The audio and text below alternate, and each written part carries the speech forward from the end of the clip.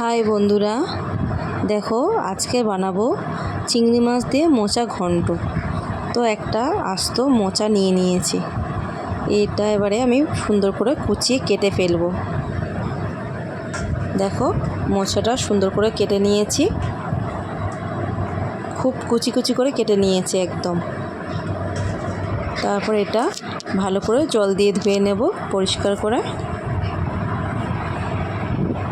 তারপর এটা প্রেসারে দেব, প্রেসারে এটা সিদ্ধ করে নেব। সামান্য একটু হলুদ, একটু নুন আর সর্ষের তেল দিয়ে এটা সিদ্ধ করে নেব। সর্ষের তেল দেওয়ার একটা কারণ আছে, কারণ যখন আমি প্রেসার কুকারটা মাজবো তখন দেখবে গায়ে এটা কষ লেগে থাকবে, তেলটা দিলে আর কষটা তাড়াতাড়ি উঠে যাবে। তাই তেলটা একটু সামান্য সর্ষের তেল দিয়ে দিলাম। এটা একটা ছোট্ট টিপস ছিল।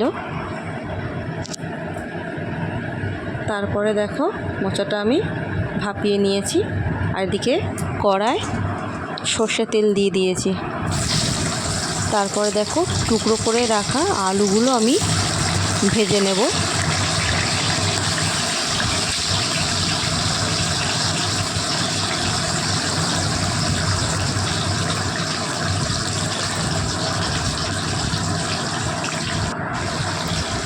সামান্য একটু হলুদ আর নুন দিয়ে আলুটা ভাজা ভাজা করে নেব।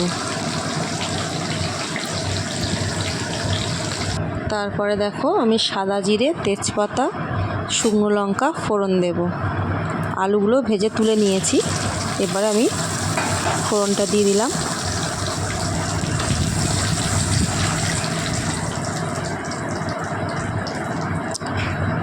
আলুটা ভেজে তুলে নিয়েছি।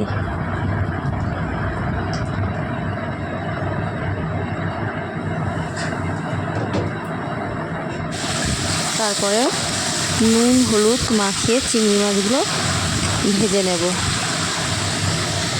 তারপর অল্প একটু ছোলা দেব, ভেজানো ছোলা চিংড়ি মাছের সঙ্গেই ভাজা ভাজা হবে।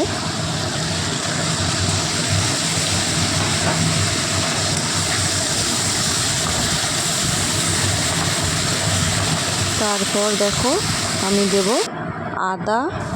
আদা গ্রেট করা আর টমেটো গ্রেট করা, এটা দিয়ে দেবো।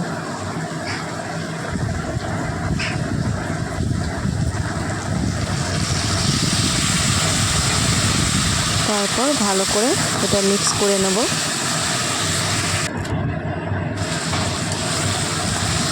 তেল ছেড়ে দিয়েছে, দেখো মশলাটা ভালো করে কষাবো। তারপরে হলুদ গুঁড়ো দেব, লাল লঙ্কা গুঁড়ো দিলাম,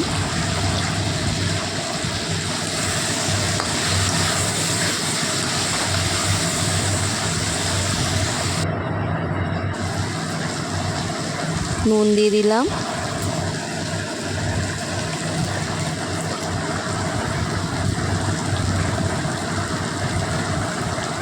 জিরে ধনে গুঁড়ো দিলাম। এটা কিন্তু ভাজা করা জিরে ধনে গুঁড়োটা। তারপর দেখো ভাপিয়ে রাখা মোচাটা আমি হাত দিয়ে ভালো করে চেপে চেপে জলটা ফেলে দিলাম। তারপরে এটা দিয়ে দেব, ভালো করে মশলার সঙ্গে চিংড়ির সঙ্গে মোচাটা ভালো করে কষিয়ে নেব। তারপর দেখো ভেজে রাখা লাল লাল করে আলুগুলো আমি এর মধ্যে অ্যাড করব। সবগুলো এবারে একসঙ্গে কষাবো। সামান্য একটু জল দিয়ে কষিয়ে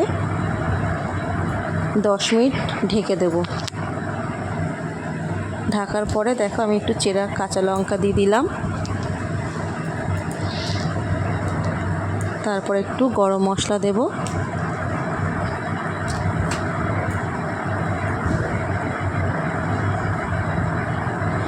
তারপর একটু ঘি দেব, ঘি দিয়ে একটু ঢেকে দেব। তাহলে ঘি আর গরম মশলার গন্ধটা সুন্দর ভালো লাগবে।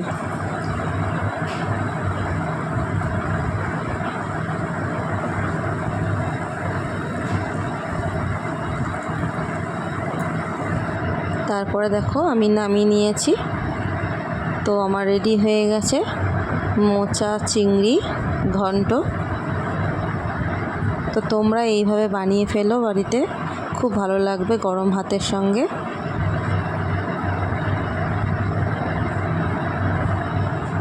ভালো লাগলে চ্যানেলটা সাবস্ক্রাইব করো, লাইক করো, আমার পাশে থেকো। Thank you.